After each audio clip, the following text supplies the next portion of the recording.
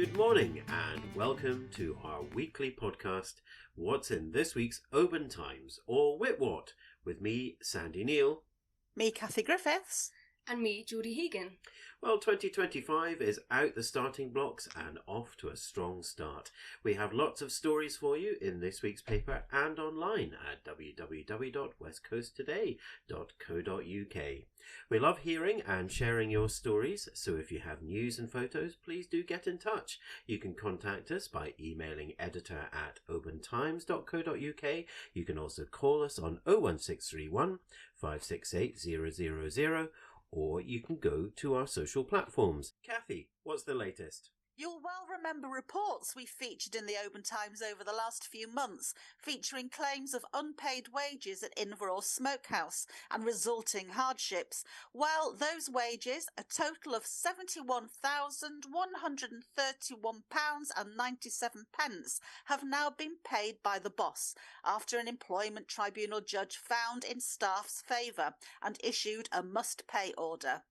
You can read about that and what else is happening in this week's paper or online at www.westcoasttoday.co.uk.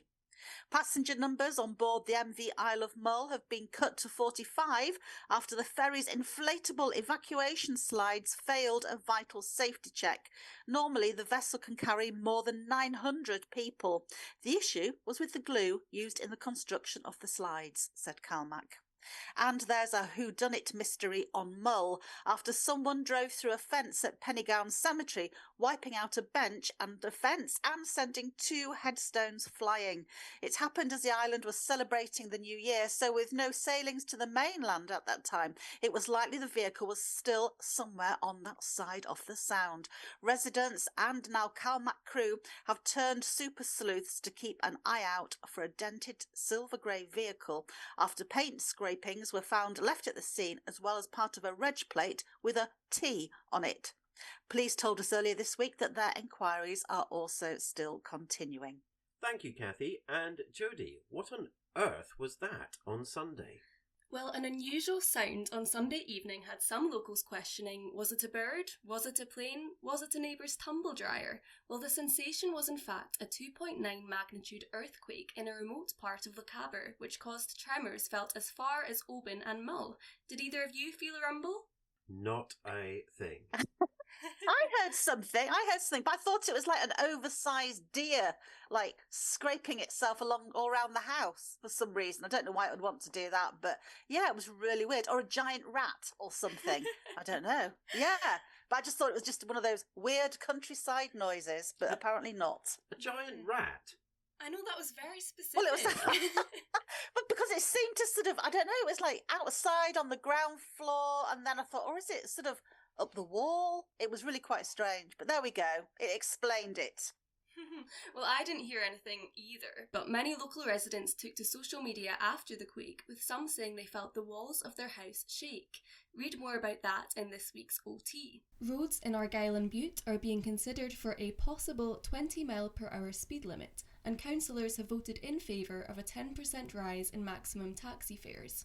In sports news, the Argyll and the Islands Youth Football Association has unveiled exciting plans for 2025, including starting up an academy and offering more opportunities for girls' football. Read more about the association's achievements since officially starting up last year and its aims for the future in the paper and online. Thank you very much, Jodie. Well, Owen's in the land of Oz this month, so that just leaves me now. It was a lucky escape for one elderly couple during the New Year floods, as they battled to save their home from rising waters. The council needs £120 million to bring all its roads up to scratch. But how much has it got? £2 million. Councillors, here some of the roads could be closed if they're found unsafe. But in some good news to start 2025, 4 incredible people from Argyll have received MBEs and British Empire medals from the King's New Year's Honours List, recognising outstanding contributions, community champions and selfless giving. You can find out who and what they achieved in this week's Oban Times. Plus, in this week's Lochaber Times, there are MBEs for a Good Samaritan in Knoydart and a Fort William GP, one of the few people in the UK lucky enough to have dissected a humpback whale. What was that like? In a word, smelly, he said. That's it from us this week. To keep up with what's happening, pick up a copy of this week's Oban Times from all the usual shops and retail spots, or subscribe online at www.westcoasttoday.co.uk. So it's goodbye from me, Sandy Neal.